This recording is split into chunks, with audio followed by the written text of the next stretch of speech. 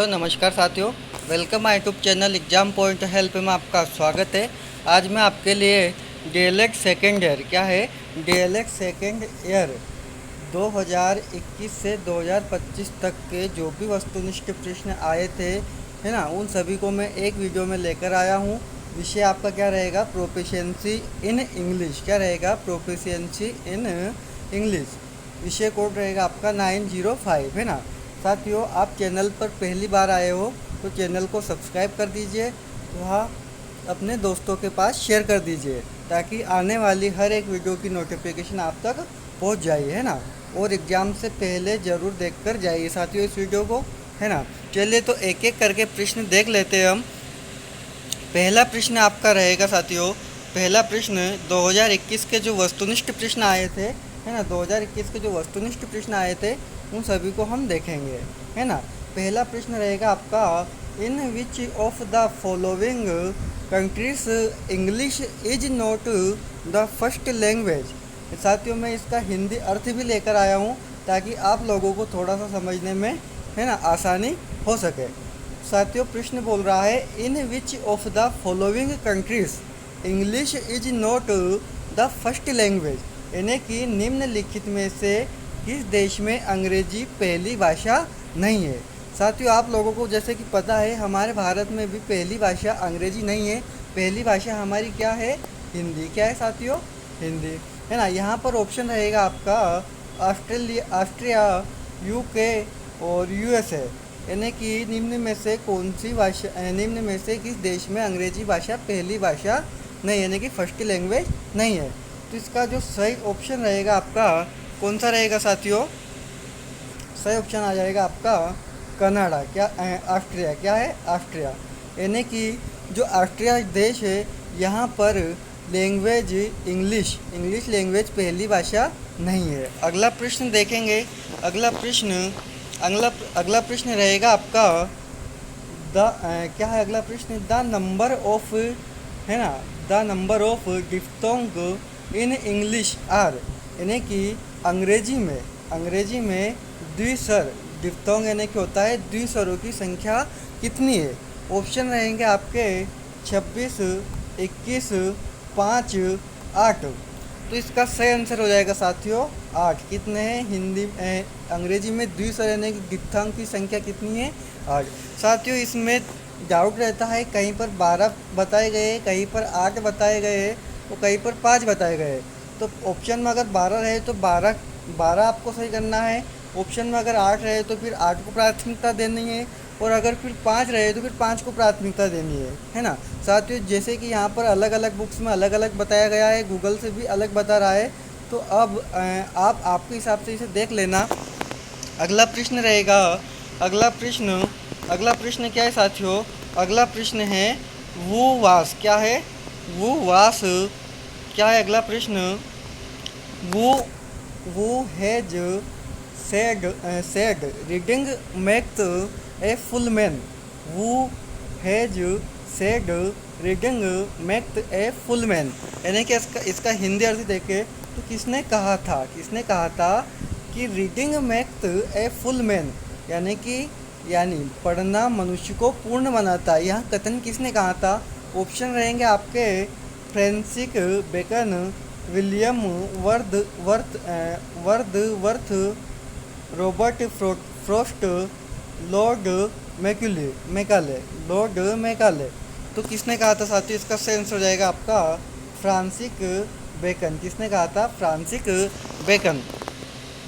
अगला प्रश्न रहेगा साथियों, अगला प्रश्न क्या है? What is an email. What is in an email, यानी कि ईमेल क्या है? ऑप्शन है आपके a long chat, a means of electronic communication, यानी कि इलेक्ट्रॉनिक संचार का साधन है, a means of searching the internet खोजने का साधन है, ए सोशल मीडिया प्लेटफॉर्म, यानी कि सोशल मीडिया प्लेटफॉर्म है। साथियों, ईमेल क्या है? ईमेल से हम किसी को अपना पता भेज सकते हैं, है ना, यानी कि एक इलेक्ट्रॉनिक संचार साधन है। क्या है? इलेक्ट्रॉनिक संचार का साधन है ना। इसका सेंस हो जाएगा आपका a mean of electronic communication, अगला प्रश्न साथियों, अगला प्रश्न क्या है?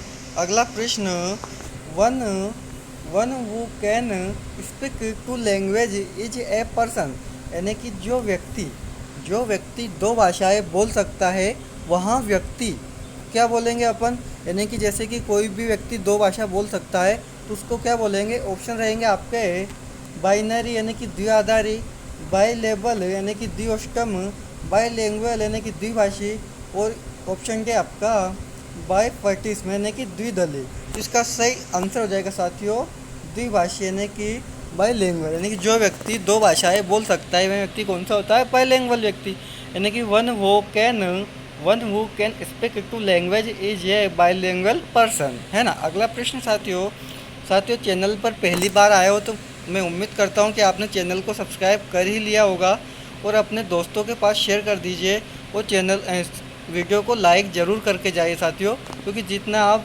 व्यूज़ आते हैं उतने इसमें लाइक नहीं होते है ना। तो वीडियो को लाइक ज़रूर करें।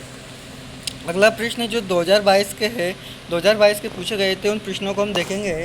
विच of the following groups does not belong to the organs of speech, यानी कि विच ऑफ द फॉलोइंग्स यानी कि निम्नलिखित में से कौन सा समूह वाक्य अंगों में नहीं आता है, यानी कि जो कौन सा समूह वाक्य अंगों में नहीं आता है, यानी कि जो हम बोलते हैं उसमें कौन सा समूह अंग जो उसमें मदद नहीं करते। ऑप्शन रहेंगे आपके द रिस्पिरेटरी सिस्टम यानी कि श्वसन तंत्र, द आर्टिकुलेटरी सिस्टम यानी कि उच्चारण तंत्र, द डाइजेस्टिव सिस्टम यानी कि पाचन तंत्र, द फोनेटरी सिस्टम यानी कि ध्वनि उत्पादक यंत्र। साथियों अब आप इसको थोड़ा सा समझ लीजिए कि यानी कि वाक यानी कि बोलने में हमें श्वसन तंत्र की आवश्यकता लगती है ना, उच्चारण तंत्र की आवश्यकता लगती है, ध्वनि उत्पादन तंत्र की आवश्यकता लगती है ना। तो इसका सेंस हो जाएगा यानी कि कौन हमारे बोलने में काम नहीं आता है?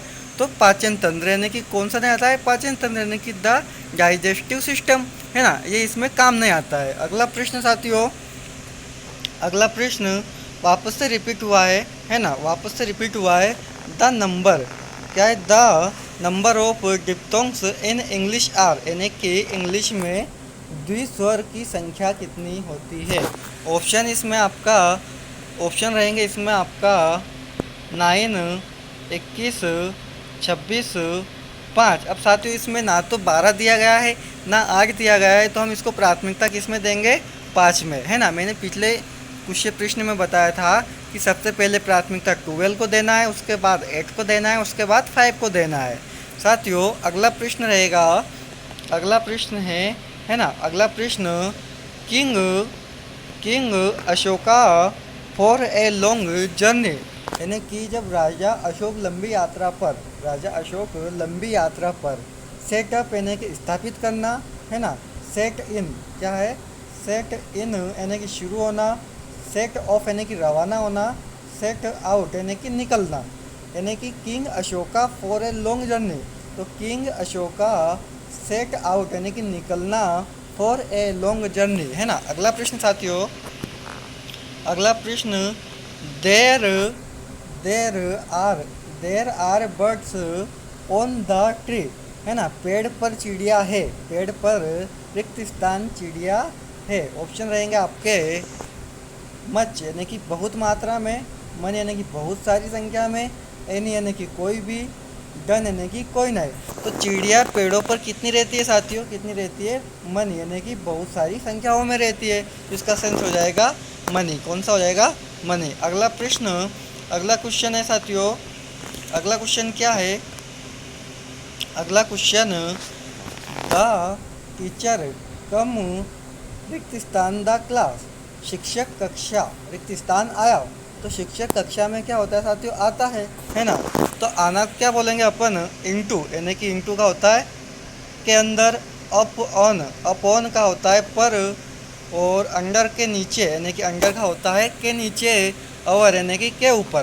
तो साथियों कक्षा में क्या आता है? आता है आने के लिए क्या आता है? इनटू। क्या आता है साथियों? इनटू, यानी कि the teacher come into the class. अगला क्वेश्चन देखेंगे, अगला क्वेश्चन जब 2023 के जो कुछ विकल्प आए थे, आपके एमसीक्यू प्रश्न आए थे, उन सभी को देख लेते हैं। पहला क्वेश्चन रहेगा आपका, the biographical sketch give a brief overview of a, यानी कि जीवन चरित्र स्केच किसी के का संक्षिप्त विवरण देता है, यानी किसका संक्षिप्त विवरण देता है। ऑप्शन रहेंगे आपके, डायलॉग यानी कि संवाद का, पर्सन ए लाइफ व्यक्ति के जीवन का, बायोलॉजी जीव विज्ञान, पर्सन्स फ्यूचर एंड व्यक्ति का भविष्य। यानी कि जो जीवन चरित्र रहता है साथियों, जो बायोग्राफिकल स्केच रहता है वो किसका, तो व्यक्ति के जीवन का किसका विवरण देता है, संक्षिप्त विवरण देता है, तो व्यक्ति के जीवन का, यानी कि पर्सन्स लाइफ। अगला नेक्स्ट क्वेश्चन देखिए साथियों, नेक्स्ट क्वेश्चन रहेगा आपका फिल इन द ब्लैंक्स, है ना, यानी कि is term use to indicate whether the subject is doing और रिसीविंग द एक्शन, यानी कि हिंदी अर्थ समझ लीजिए, शब्द कर्ता क्रिया कर रहा है, शब्द कर्ता क्रिया कर रहा है या क्रिया प्राप्त कर रहा है, यहाँ बताने के लिए प्रयोग होता है, यहाँ बताने के लिए प्रयोग होता है, क्या होता है, यहाँ बताने के लिए प्रयोग होता है ना।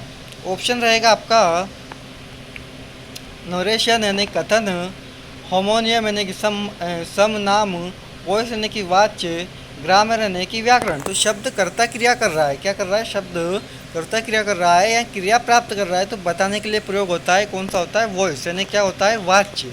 क्या प्रयोग करते हैं हम इसमें, वाच्य। नेक्स्ट क्वेश्चन साथियों, नेक्स्ट क्वेश्चन आपका, नेक्स्ट क्वेश्चन है द सेकेंड लैंग्वेज, जिसको हम L2 भी बोल सकते हैं, यानी कि दूसरी भाषा को L2 को कहा जाता है ना, कहा जाता है ना। अगला प्रश्न, जैसे कि हम जो साधारण भाषा बोलते हैं वो तो लैंग्वेज 1 में आ जाता है ना, पर जो हम कोई दूसरी भाषा सीखते हैं उसका प्रयोग करते हैं, है ना, सीखकर उसका प्रयोग करते हैं, तो उसे कौन सी बोलते हैं, लैंग्वेज 2।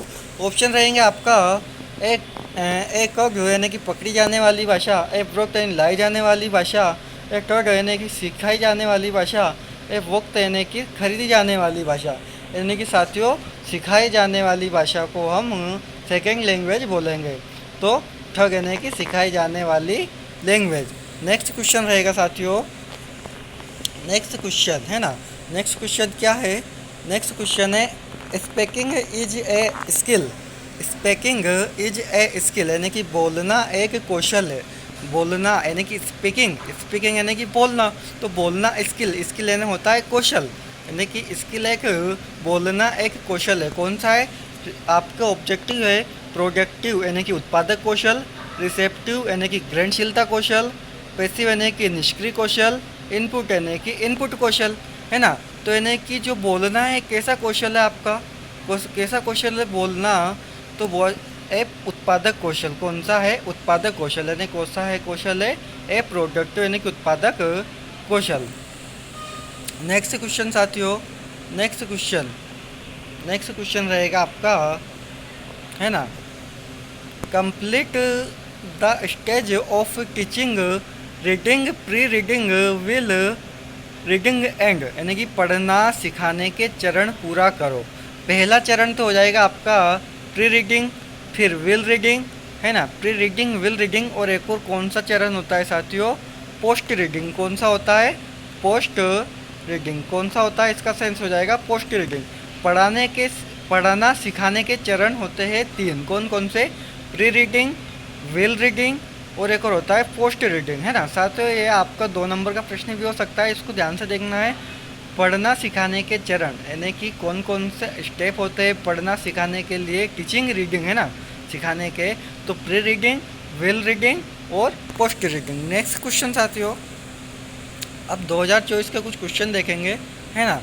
क्वेश्चन रहेगा आपका, कौन सा रहेगा question, in the governments school of MP English is ठग असे। मध्य प्रदेश के सरकारी स्कूलों में अंग्रेजी को के रूप में पढ़ाया जाता है। साथियों हमारे यहाँ पर हिंदी को प्रथम भाषा के रूप में पढ़ाया जाता है और इंग्लिश को सेकंड लैंग्वेज के रूप में पढ़ाया जाता है, सभी आप सभी को पता होगा। नेक्स्ट क्वेश्चन साथियों, नेक्स्ट क्वेश्चन क्या है, नेक्स्ट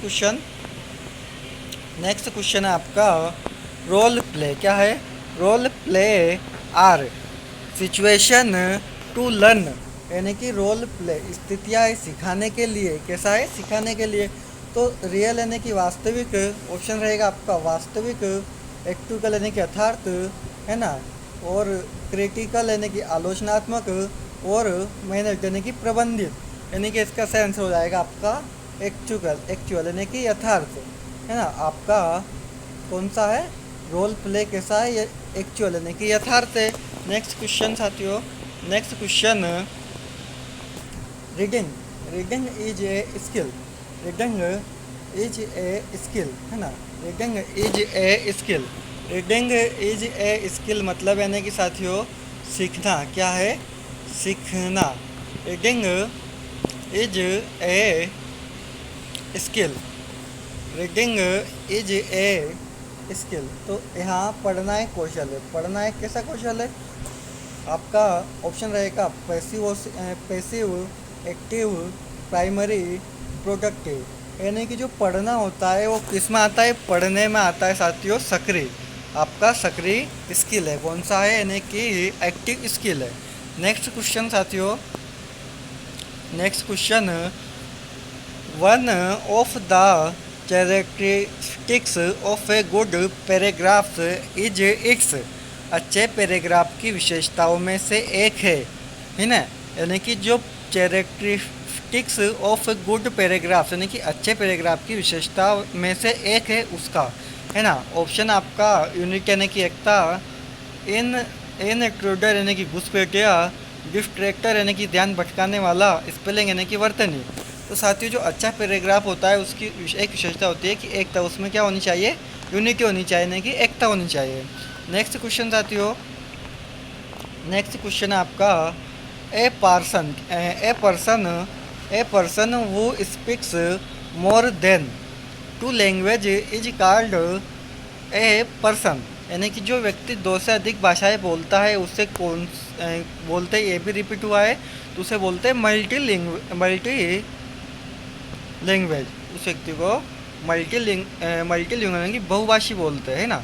दो व्यक्ति से अधिक, वो दो भाषा बोलते हैं तो उसे क्या बोलेंगे अपन, बाईलैंग्वेज। पर दो से अधिक बोल रहा है, यहाँ बोल रहा है मोर देन, क्या बोल रहा है, more than two language, more than two language के लिए तो आप बोलेंगे मल्टी लैंग्वेज, है ना। और अगर यहाँ पर टू लैंग्वेज के लिए बोलेंगे अपन द्विभाषी यानी कि बाईलैंग्वेज। नेक्स्ट क्वेश्चन साथियों, नेक्स्ट क्वेश्चन रहेगा आपका नेचर ऑफ 2025 के प्रश्न है, nature of English language is, nature यानी कि अंग्रेजी भाषा की प्रकृति है, अंग्रेजी भाषा की प्रकृति है। तो ऑप्शन रहेंगे आपका फ्लेक्सिबल यानी कि लचीली, कॉन्क्रीट यानी कि ठोस, इजी यानी कि आसान, हेटेरोजेनस यानी कि विषम। तो साथियों जो अंग्रेजी भाषा की प्रकृति हो कैसी है, फ्लेक्सिबल यानी कि लचीली है। तो आपका सही आंसर हो जाएगा आपका फ्लेक्सिबिलिटी, कौन सा हो जाएगा, फ्लेक्सिबल यानी कि लचीली। नेक्स्ट क्वेश्चन साथियों, नेक्स्ट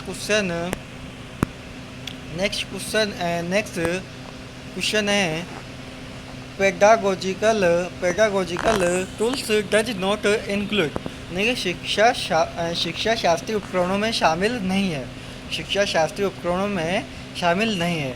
ऑप्शन साथियों आपका रोल प्ले, स्टोर टेलिंग कहानी सुनाना, फिजिकल थिंग यानी कि भौतिक वस्तु, सॉन्ग यानी कि गीत। यानी कि शिक्षा शास्त्रीय उपकरणों में रोल प्ले भी शामिल होता है, कहानी सुनाना भी शामिल होता है, और सॉन्ग यानी कि गीत भी शामिल होता है। तो कौन सा शामिल नहीं होता है, फिजिकल थिंग यानी कि भौतिक वस्तु है। नेक्स्ट क्वेश्चन साथियों, नेक्स्ट क्वेश्चन, रीडिंग क्या है, reading skills does not include, पठन कौशल में शामिल नहीं, रीडिंग यानी कि पढ़ना, स्किल यानी कि कौशल, है ना। डज नॉट इंक्लूड यानी कि शामिल नहीं है, डज नॉट यानी कि नहीं, है ना। ऑप्शन रहेंगे आपका स्कैनिंग यानी कि सरसरी पढ़ना, स्पीड रीडिंग यानी तेज पढ़ना, प्रूफ रीडिंग यानी प्रूफ के द्वारा पढ़ना, राइमिंग यानी कि तुकबंदी। तो इसमें पठन कौशल में सरसरी पढ़ना भी होता है, तेज पढ़ना यानी कि स्पीड रीडिंग भी होता है, प्रूफ रीडिंग प्रूफ के साथ पढ़ना भी होता है, और तुकबंदी नहीं होता है साथियों, क्या, तो राइमिंग यानी कि तुकबंदी नहीं होता है। नेक्स्ट क्वेश्चन से पहले साथियों अगर आप हमारे चैनल पर पहली बार विजिट किए हो तो सबसे पहले आपका एक कर्तव्य बनता है कि चैनल को सब्सक्राइब जरूर करें और वीडियो को लाइक ज़रूर करें और अपने दोस्तों के पास शेयर कर दीजिए, है ना। अगला प्रश्न साथियों, नेक्स्ट क्वेश्चन देखेंगे। नेक्स्ट क्वेश्चन क्या है, इज क्या है, is the feature to play नाटक में अभिनय करने की विशेषता है। इज फीचर टू प्ले यानी कि नाटक में, फीचर टू प्ले नाटक में अभिनय करने की विशेषता है। ऑप्शन रहेंगे आपके, ऑप्शन आपका एक्सपोजिशन यानी कि कथा वस्तु का परिचय, ऑप्शन आपका थीम यानी कि विषय, स्ट्रक्चर यानी कि संरचना, स्ट्रक्चर यानी कि संरचना, कैरेक्टर यानी कि पात्र, कैरेक्टर यानी कि पात्र। तो इसका सेंस हो जाएगा यानी नाटक में अभिनय करने की विशेषता यानी कि पात्र, कैरेक्टर यानी कि जिसका किसी, जैसे कि किसी का, है ना, कैरेक्टर यानी कि उसी का पात्र वो निभा रहा है ना, तो वो उसका विशेषता हो जाएगी, यानी कि किसी की जगह पर आप उसको रख कर देख रहे हो, यानी उसका कैरेक्टर रख रहे हो, है ना। नेक्स्ट क्वेश्चन साथियों, नेक्स्ट क्वेश्चन आपका, नेक्स्ट क्वेश्चन क्या है, is term use the indicate whether the subject is doing receiving the action, यानी कि शब्द कर्ता क्रिया कर रहा है, क्रिया प्राप्त कर रहा है बताने के लिए प्रयोग होता है। साथियों क्वेश्चन वापस से रिपीट हुआ है ना। तो इस ऑप्शन है आपका वॉइस यानी कि वाच्य, टेंस यानी कि काल, नरेशन यानी कि कथन, और नाउन यानी कि संज्ञा, यानी कि शब्द कर्ता क्रिया कर रहा है या क्रिया प्राप्त कर रहा है बताने के लिए क्या करते हैं, तो इसका वाच्य यानी कि वॉइस करते हैं, क्या करते हैं, वॉइस, है ना। नेक्स्ट क्वेश्चन साथियों, यहाँ पर प्रश्न आपके समाप्त हुए, है ना। साथियों आप ये जो आपका पेपर रहेगा ये कितने मार्क्स का रहेगा साथियों, ये कितने मार्क्स का रहेगा, तो 25 मार्क्स का रहेगा, है ना। और इसमें टाइम आपको 3 घंटे ही मिलना है, कितना है, 3 घंटे ही मिलना है। साथियों आपको 2-2 नंबर के क्वेश्चन आएंगे और 4-4 नंबर के क्वेश्चन आएंगे, है ना। 2-2 नंबर के आएंगे और 4-4 नंबर क्वेश्चन आएंगे। साथियों एक भी क्वेश्चन आपको छोड़ना बिल्कुल भी नहीं है, लिखना है, चाहे उस आपको याद है या नहीं याद है, फिर भी आपको लिखना है ना, छोड़ना बिल्कुल भी नहीं है। और इसमें शब्द सीमा का ज़रूर ध्यान रखना है साथियों, किसका, शब्द सीमा का ज़रूर ध्यान रखना है ना। और एक भी प्रश्न आपको छोड़ना नहीं है। साथियों चैनल को सब्सक्राइब जरूर कर लीजिए और अपनी ये वीडियो अपने दोस्तों के पास शेयर कर दीजिए और वीडियो को लाइक कर दीजिए। साथियों इससे हम प्रेरित होते हैं, हमको मोटिवेशन आता है कि हाँ हमारे भी वीडियो कोई देख रहा है ना साथियों। थैंक यू साथियों।